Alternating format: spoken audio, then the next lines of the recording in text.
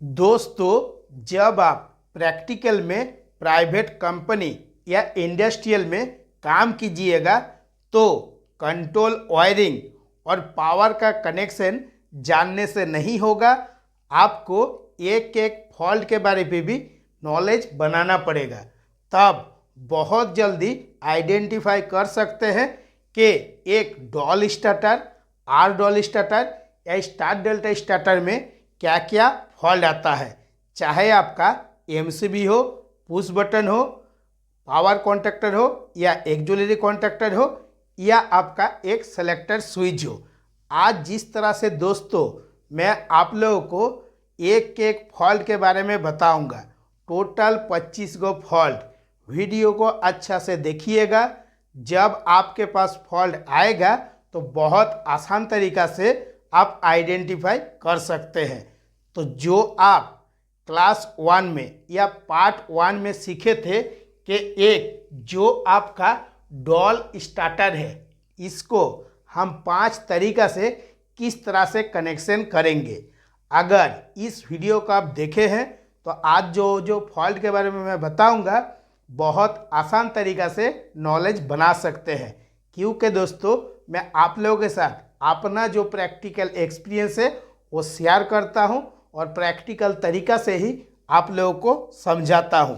जब आप प्रैक्टिकल में काम कीजिएगा एक एमसीबी में, तो एमसीबी के बारे में आपको जानना पड़ेगा और इसमें क्या क्या फॉल्ट आता है इसके बारे में भी जानना पड़ेगा। इसमें जो आपको सबसे ज़्यादा देखने के लिए मिलेगा कि जब आप एमसीबी को ऑन कर रहे हैं तो इसके पास से थोड़ा सा फ्लैशिंग टाइप का आ रहा है और ये तुरंत बंद हो जा रहा है। इसका मतलब आपको समझना है कि जो आपने ये कंट्रोल वायरिंग किए हैं, ये कंट्रोल वायरिंग में कोई जगह में शॉर्ट सर्किट हो रहा है।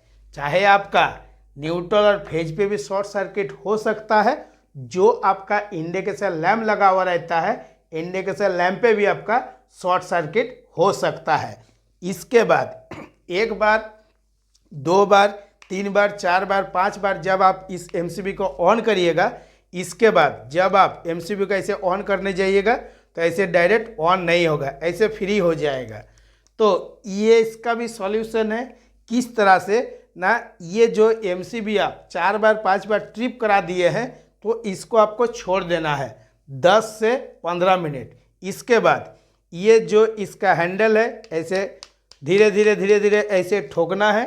ठोकने के बाद जब आप धीरे धीरे उठाइएगा, अगर जो आपका फॉल्ट था इसको सॉर्ट आउट करने के बाद तो देखिएगा एमसीबी धीरे धीरे उठ जाएगा। और इस तरह से फॉल्ट को आपको आइडेंटिफाई करना है, क्योंकि बेसिक नॉलेज में और जो आपका पार्ट 1 का क्लास है इसमें मैं बताया था कि एमसीबी में आपका कौन कौन सा प्रोटेक्शन मिलता है। इसके बाद एमसीबी में और एक फॉल्ट आपको देखने के लिए मिलेगा कि इसमें जो आपका टर्मिनल है ये आपको काला होके जल जाता है।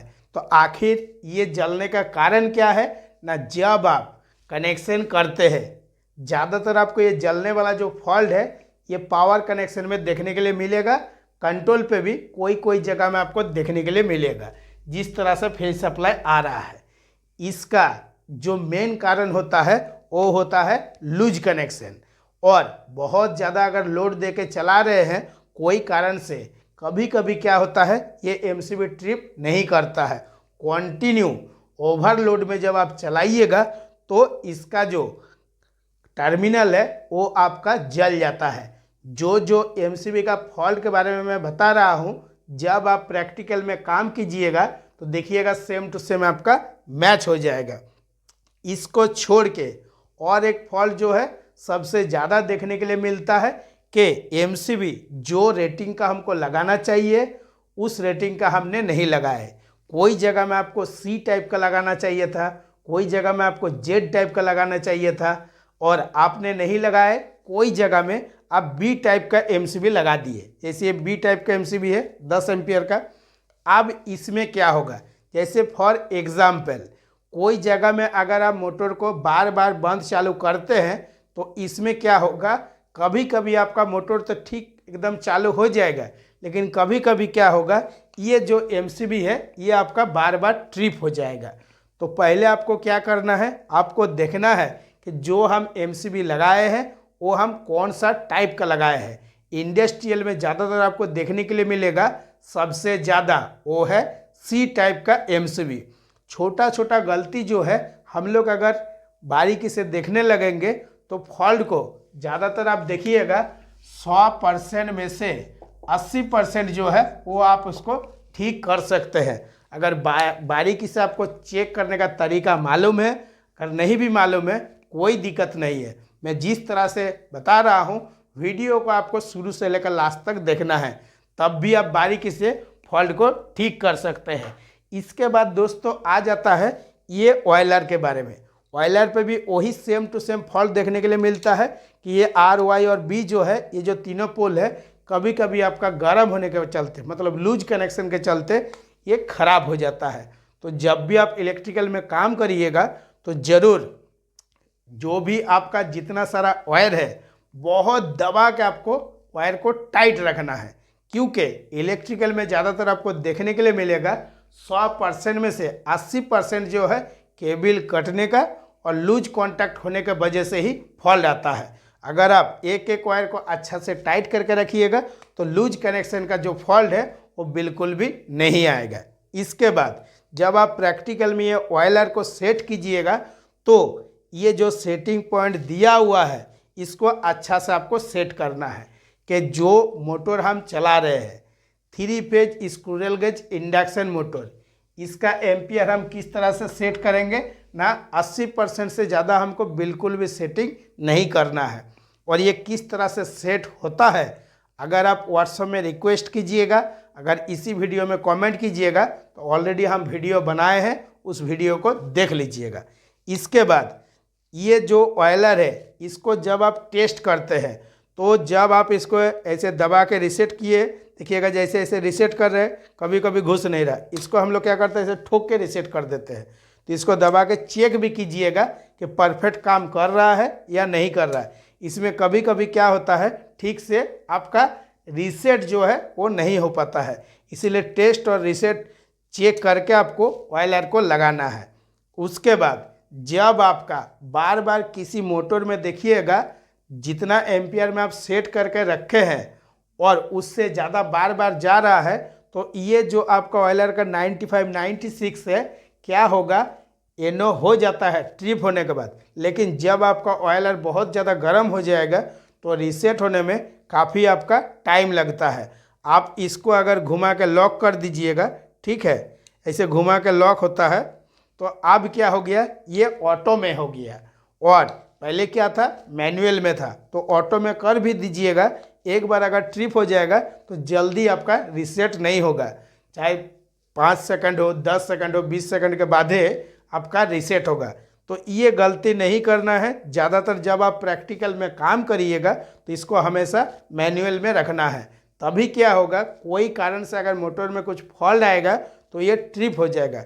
ट्रिप होने के बाद आप जाकर मोटर को चेक करिएगा और फॉल्ट को आइडेंटिफाई करिएगा कि आखिर किस कारण से ये फॉल्ट आया है। इसके बाद ये जो ऑयलर है इसका आउटपुट में आपको 3 गो टर्मिनल देखने के लिए मिलता है। जब भी आपका स्टार्टर में या मोटर में कुछ फॉल्ट आएगा तो आपको यहाँ से तीनों वायर खोल देना है। खोलने के बाद ओनली फॉर ये जो आपका डुअल स्टार्टर है इसको चेक करना है कि हमारा कंट्रोल सर्किट ठीक से काम कर रहा है या नहीं कर रहा है। अगर बारीकी से स्टेप बाय स्टेप चेक कीजिएगा तो आप एक एक फॉल्ट को ठीक कर सकते हैं। इसके बाद जिस तरह से मैं पार्ट 1 वाला वीडियो में बताया हूँ कि ये जो ऑयलर है इसमें आपका शॉर्ट सर्किट का कोई भी प्रोटेक्शन नहीं मिलता है। जब भी आप देखिएगा कोई केबल में, जैसे मोटर में आपका RYB सप्लाई जा रहा है, 2 फेज में अगर शॉर्ट सर्किट हुआ तो इसके अंदर में जो एक पोल है वो आपका ख़राब हो जाता है। इसीलिए क्या होता है, जो आपका पावर सर्किट है हमेशा एक MCB या MPCB लगा के रखना पड़ता है। इसी से कन्फर्म होता है कि ये जो आपका थर्मल ओवरलोड रिले है इससे हमको शॉर्ट सर्किट का कोई भी प्रोटेक्शन नहीं मिलता है। और सिंगल फेज के बारे में ऑलरेडी वीडियो में बताया हूँ। इसके बाद ये जो शॉर्ट सर्किट का प्रोटेक्शन कोई कोई जगह में देखिएगा देखने के लिए थोड़ा बहुत मिलता है, कभी कभी क्या होता है ये ट्रिप कर भी जाता है, ऐसा नहीं कि नहीं करता है, लेकिन आपको हमेशा सेफ्टी लेके चलना है। आपको इतना नॉलेज होना चाहिए कि ये जो ऑयलर है इसमें हमको शॉर्ट सर्किट का प्रोटेक्शन नहीं मिलता है, इसमें सिर्फ एक ही प्रोटेक्शन मिलता है, वो है ओवरलोड का। इसके बाद दोस्तों आ जाता है जो आपका ऑफ वाला पुश बटन है। ऑफ वाला पुश बटन है तो इसमें मैं किस तरह से आसान भाषा में आप लोगों को समझाया था कि 1 नंबर 2 नंबर लिखा हुआ रहता है। तो जब आप प्रैक्टिकल में काम कीजिएगा तो इस जगह में आपको क्या करना है, बिल्कुल भी टेस्टर से चेक नहीं करना है। एक तो आप 100 वाट का बाल्ब होल्डर लेके चेक कर सकते हैं और नहीं तो सीरीज लैंप से चेक कर सकते हैं, जो आपका 2 गो बाल्ब और होल्डर से बनाया जाता है। जब भी आप चेक करिएगा बाल्ब होल्डर का एक लीड आपको न्यूट्रल में लगाना है और ये जो आपका ऑफ वाला पुश बटन है 1 नंबर 2 नंबर का आउटपुट टर्मिनल में चेक करना है। तो ये चेकिंग हम लोग किस तरह से करते हैं, अगर कोई स्टार्टर में कुछ फॉल्ट आया है तो एक बाल्ब होल्डर का लीड हम न्यूट्रल में लगाए, दूसरा लीड जो है ये जो फेज सप्लाई आ रहा है इसमें लगाएंगे और देखेंगे हमारा ठीक से बाल्ब होल्डर जल रहा है या नहीं जल रहा है। अगर यहाँ पे जल रहा है तो एमसीबी का आउटपुट में चेक करते हैं कि ठीक से जल रहा है या नहीं जल रहा है। अगर इसका आउटपुट में नहीं जल रहा है तो आपको समझ जाना है कि ये एमसीबी हमारा ख़राब हो गया है। अगर एमसीबी आपका ठीक है तो ऑयलर का इनपुट में और आउटपुट में आपको चेक करना है। आउटपुट में अगर आपका बाल्ब होल्डर जल रहा है तो आपको समझना है कि यहाँ तक हमारा जो सर्किट है कंट्रोल वायरिंग ठीक है, ठीक काम कर रहा है, इसका आगे कोई जगह से हमारा सप्लाई नहीं जा रहा है। तो इसके बाद आपको ऑफ वाला पुश बटन जो है इसका इनपुट में और आउटपुट में चेक करना है। जब आप आउटपुट में चेक कर रहे हैं और इनपुट में चेक करें, इनपुट में आपका बाल्ब होल्डर जल रहा है, मतलब 1 नंबर जो टर्मिनल है इसमें बाल्ब होल्डर जल रहा है और 2 नंबर में बिल्कुल भी आपका बाल्ब होल्डर नहीं जल रहा है। तो इसी को देख के ही आप कॉन्फर्म कर सकते हैं कि ये जो आपका एनसी एलिमेंट है ये आपका ख़राब हो गया है। जब आप इसको 3 बार 4 बार 5 बार ऐसे दबा दीजिएगा तो एक बार देखिएगा बाल्ब होल्डर जल जाता है। जैसे ही आप काम करके आइएगा 10 मिनट 15 मिनट आधा घंटा बाद फिर आपको बोलेगा कि वही सेम टू सेम प्रॉब्लम है, कभी कभी चल रहा है कभी कभी नहीं चल रहा है। जब तक ये एनसी बना हुआ है तब तक आपका चल रहा है, जब ये एनो हो जा रहा है तो वो नहीं चल रहा है। सेम टू सेम दोस्तों एनो को भी चेक करना पड़ता है कि ये जो हमारा एनो वाला पुश बटन है ये हमारा सही है या ख़राब है। तो इसका इनपुट में जैसे मैं बाल्ब होल्डर से चेक करने का तरीका बताया हूँ वही सेम टू सेम चेक करना है। कोई कोई जगह में दोस्तों आपको ये इमरजेंसी स्विच देखने के लिए मिलेगा, तो ये इमरजेंसी के स्विच के पीछे भी एनसी एलिमेंट लगा हुआ रहता है। एक बार जैसे आप इसको दबा दिए, जब तक ऐसे घुमा के खोलिएगा नहीं तब तक वो खुलता नहीं है। अगर ये घुमा के खोल भी रहे हैं तो क्या होता है, ये जो एनसी एलिमेंट है वो ठीक तरह से एनसी नहीं बन पाता है, एनो बन के रह जाता है। चेक करने का तरीका वही सेम टू सेम है जिस तरह से मैं चेक करने का तरीका बताया हूँ। अच्छा से अगर वीडियो को देख रहे हैं तो एक एक पॉइंट आपको समझ में आएगा, नहीं तो बिल्कुल भी समझ में नहीं आएगा। मैं बताया हूँ 25 फॉल्ट के बारे में, लेकिन जिस तरह से मैं बता रहा हूँ एक बार नॉलेज बना लीजिएगा तो आपको 50 गो फॉल्ट के बारे में एक्सपीरियंस हो जाएगा। इसके बाद आ जाता है दोस्तों कॉन्टैक्टर में कौन कौन सा टाइप का फॉल्ट आता है। ज़्यादातर आप देखिएगा ये जो आपका कॉन्टैक्टर है तो ये कॉन्टैक्टर में जो आपका ये एड एंड ब्लॉक लगा हुआ है इसको सब बारीकी से नहीं समझता है। इसको ऐसे जाएगा, ऐसे ऊपर से ऐसे डालेगा और आ जाएगा। ये बैठा नहीं बैठा ठीक से देखेगा ही नहीं। अगर ये ठीक से नहीं बैठेगा, ये जो मूविंग पार्ट है ठीक से आना जाना नहीं करेगा, कभी कभी जाम होगा, जिसको हम लोग प्लेंजर बोलते हैं। तो इसके चलते क्या होगा, मोटर जो आपका 3 फेज में चल रहा है कभी कभी आपका सिंगल फेज होगा और सिंगल फेज में आपका मोटर जल जाएगा। जब आप फिर दोबारा जाके चेक करिएगा इसका आउटपुट में, ये जो ऑयलर है ये ऑयलर इस टाइप से यहाँ पे लगा हुआ रहता है, वो भी मैं दिखा दे रहा हूँ, इस टाइप से लगा हुआ रहता है। इसका आउटपुट में जो केबल जा रहा है इसमें आप चेक करिएगा तो देखिएगा तीनों फेज आ रहा है, लेकिन कब कब आपका सिंगल फेज हो रहा है वो आपको पकड़ में नहीं आएगा। जब आप बहुत बारीकी से चेक करिएगा तो देखिएगा ये जो आपका एक्जुलरी कॉन्टैक्ट है या एलिमेंट है ये आपका हाथ से खुल जा रहा है। जब भी आप इसको बैठाइएगा, इसको बैठाने के बाद देखिएगा किट से आवाज़ करेगा। अब इसमें कुछ भी फॉल्ट नहीं आएगा, कुछ भी दिक्कत नहीं होगा। जो इसका प्लंजर है बिल्कुल फ्री में काम करेगा। इसके बाद कोई जगह में अगर ये एक्जुलरी कॉन्टैक्टर लगा हुआ नहीं है या दूसरा टाइप का कॉन्टैक्टर लगा हुआ है, उस पर भी सिंगल फेज का फॉल्ट आ रहा है, तो कॉन्टैक्टर को खोल के उसका जो कॉन्टैक्ट किट है बारीकी से चेक करिएगा तो ज़रूर पकड़ में आ जाएगा आखिर कहाँ से आपका सिंगल फेज हो रहा है। इसके बाद कभी कभी क्या होता है, ये जो आपका कॉन्टैक्टर है बिल्कुल जाम हो जाता है। जो आपका जाम होता है वो ज़्यादातर डस्ट के चलते होता है। कॉन्टैक्टर में बहुत ज़्यादा साउंड आने लगता है। वो किस लिए ना, ये कॉन्टैक्टर के अंदर में मेल फीमेल मैग्नेटिक कोर है, वो एक दूसरे के साथ ठीक से बैठ नहीं पाएगा, तो भौं करके आवाज़ करेगा और इसके चलते क्या होगा, आपका सिंगल फेज होने लगेगा। ज़्यादातर इंडस्ट्रियल में आपको ये बात सुनने के लिए ज़रूर मिलेगा कि सिंगल फेज में मोटर जल गया है, और बारीकी से जब तक आप चेक करिएगा नहीं, सिंगल फेज वाला फॉल्ट जो है वो जल्दी आप पकड़ नहीं सकते। इसको भी आप पकड़ सकते हैं। जो मैं डबल बाल फोल्डर का सीरीज लैम्प का बात किया हूँ, इसका आउटपुट में जब आप लगा के रखिएगा और ये जो ऑन वाला पुश बटन है, बंद चालू बंद चालू बंद चालू 10 बार या 15 बार कीजिएगा, तब आपको समझ में आएगा ये जो कॉन्टैक्टर है इसके पास से हमारा सिंगल फेज हो रहा है, तभी आपको कॉन्टैक्टर बदलना है। इसके बाद आ जाता है ये जो आपका 3TF32 का कॉन्टैक्टर है। अगर यही सेम टू सेम कॉन्टैक्टर लगा हुआ है या दूसरा टाइप का कॉन्टैक्टर है, तो ये कॉन्टैक्टर क्या होता है, कभी कभी आपका जाम हो जाता है, ये आपका चिपक के रह जाता है। ये चिपकने वाला जो बीमारी है ये ज़्यादातर आपको देखने के लिए मिलेगा ज़्यादा करंट जब फ्लो होगा, मतलब जितना एम्पियर का आपका कॉन्टैक्टर है जिस हिसाब से लगा हुआ है उससे ज़्यादा जब करंट लेने लगेगा, तभी क्या होता है, इसका अंदर में जो किट है वो ख़राब हो जाता है, ज़्यादा स्पार्किंग होने लगता है। उसके चलते क्या होता है, कॉन्टैक्टर आपका चिपक जाता है। अगर आप बोलिएगा कि नहीं हमारा करंट भी ठीक ठाक रहता है, तब भी आपका कॉन्टैक्टर चिपक जा रहा है, तो जब जब आप मेंटेनेंस करने जाइएगा तो कॉन्टैक्टर का भी मेंटेनेंस किया जाता है कि एक कॉन्टैक्टर का हम मेंटेनेंस किस तरह से करेंगे। तो इसका ऊपर में एक स्क्रू दिया है, नीचे तरफ एक स्क्रू दिया है। इसको जब आप खोलिएगा इसके अंदर में बहुत अच्छा से क्लीन कर दीजिएगा। प्रैक्टिकल में आपको देखने के लिए मिलेगा जो आपका मैग्नेटिक कोर है इसमें डस्ट बैठ गया है और थोड़ा ऑयली टाइप का आ गया है। इसके चलते क्या हो रहा है, कॉन्टैक्टर आपको तो जा रहा है लेकिन ठीक से काम नहीं कर रहा है। ये प्लंजर क्या हो रहा है, कभी कभी आपका फंस जा रहा है, मतलब यहाँ पकड़ के रख दे रहा है। और एक फॉल्ट देखने के लिए मिलेगा, ये जो ऑफ वाला पुश बटन है इसको आप दबाने के बाद भी जो है ये कॉन्टैक्टर जो है आपका बंद बिल्कुल भी नहीं हो रहा है। तो उस टाइम आपको ये समझ जाना है ये कॉन्टैक्टर के अंदर में जो आपका मैग्नेटिक कोर है इसके अंदर में डस्ट हो गया है इस, और थोड़ा ऑयली टाइप का भाव आ गया है। तो इसके चलते क्या हो रहा है, ये भी कॉन्टैक्टर बंद होगा लेकिन 3 सेकंड 4 सेकंड 5 सेकंड 10 सेकंड बाद अपने आप बंद हो जाएगा जब आप एक बार ऑफ वाला दबा के छोड़ दीजिएगा।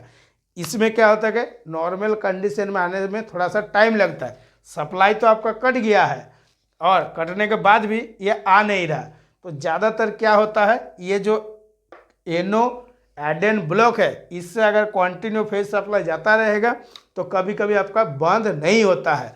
और इसको परफेक्ट इलाज क्या है, जब तक आप कॉन्टैक्टर को खोल कर देखिएगा नहीं तब तक ये बीमारी ठीक होगा नहीं। और ये जो ऑफ वाला पुश बटन है दबा के छोड़ दीजिएगा और थोड़ा देर के बाद देखिएगा मोटर बंद हो रहा है। ये जो फॉल्ट है ये आपको ज़्यादातर स्टार्ट डेल्टा स्टार्टर में देखने के लिए मिलेगा। और जो मैं कॉन्टैक्टर चिपकने का बीमारी बताया हूँ ये आर डॉल स्टार्टर में बहुत ज़्यादा देखने के लिए मिलेगा कि कॉन्टैक्टर चिपक जाता है। तो एक आर डॉल स्टार्टर किस तरह से बनाना है, स्टार्ट डेल्टा स्टार्टर किस तरह से बनाना है, डॉल कनेक्शन किस तरह से बनाना है, जो आप MCC पैनल में देखते हैं उसी तरह सेम टू सेम वायरिंग किस तरह से करना है, डॉल स्टार्टर का लोकल रिमोट का कनेक्शन किस तरह से करना है, या 5 जगह से हमको बंद चालू करना है इसका कनेक्शन किस तरह से करना है, तो इसके ऊपर भी हम और डिटेल्स वीडियो अपलोड करेंगे। बारीकी से वीडियो को देखते रहिए, आपको कभी भी काम सीखने में कुछ दिक्कत नहीं होगा, बहुत आसान तरीका से आप काम कर सकते हैं। अभी दोस्तों मैं जितना सारा फॉल्ट बताया हूँ मोटा मोटी अगर आप बारीकी से सुने हैं एक एक फॉल्ट के बारे में तो बहुत जल्दी आप फॉल्ट को ठीक कर सकते हैं। और अगर अच्छा से सुने नहीं है तो आप ज़िंदगी भर फॉल्ट को ठीक नहीं कर सकते हैं। इसके बाद आ जाता है ये जो सेलेक्टर स्विच है, ये सेलेक्टर स्विच में ज़्यादातर क्या देखने के लिए मिलता है, ऐसे 1 नंबर में चल रहा है, जब आप इसको घुमा रहे तो बहुत टाइट लग रहा है और ये ऑफ हो ही नहीं रहा, या लोकल में चल रहा है तो रिमोट में चल ही नहीं पा रहा है। ये कभी कभी क्या होता है, ये सेलेक्टर स्विच जाम हो जाता है और ऐसे जोर जोर करके खींचते हैं, तो इसके चलते क्या होता है, इसके जो कॉन्टैक्ट किट है ठीक से कनेक्ट नहीं हो पाता है। और ज़्यादातर जब आप इंचिंग में चला रहे हैं तो क्या होगा, ठीक से ये जो आपका सेलेक्टर स्विच का पॉइंट है ये एनसी बना नहीं है, और उसके बाद आप पुश बटन दबा रहे हैं, आप बोलिएगा कि इंचिंग में बिल्कुल भी नहीं चल रहा, और होल्डिंग वाला जो है ये 2 नंबर में डाले हैं तो ये होल्डिंग में ठीक चल रहा है। तो ये ज़्यादातर ये फॉल्ट आपको देखने के लिए मिलेगा, ये जो आपका सेलेक्टर स्विच है इसी में। इसमें और एक फॉल्ट देखने के लिए मिलता है, जब आप स्पीड में काम करते हैं तो इसमें जो आपको 1 नंबर में कनेक्शन करना था 2 नंबर में कनेक्शन कर देते हैं हड़बड़ी में, और 2 नंबर में कनेक्शन कर देते हैं तो इधर तो A1 A2 में ही वायर लगा हुआ है, वो तो काम ठीक से करेगा ही नहीं। और अगर आप 2 नंबर पे लगा भी दिए हैं तो B1 B2 में कनेक्शन करिएगा तभी ये सेलेक्टर स्विच परफेक्ट काम करेगा, नहीं तो नहीं करेगा। इसीलिए दोस्तों मैं आप लोगों को बार बार बताता हूँ, जब भी आप नॉलेज बनाइए बहुत बारीकी से बनाइए, बारीकी से देखिएगा, बारीकी से काम कीजिएगा, तभी आपको फॉल्ट जो है ठीक करने में बहुत आसान रहेगा। तो दोस्तों आज के वीडियो के लिए इतना ही। नमस्कार, जय हिंद।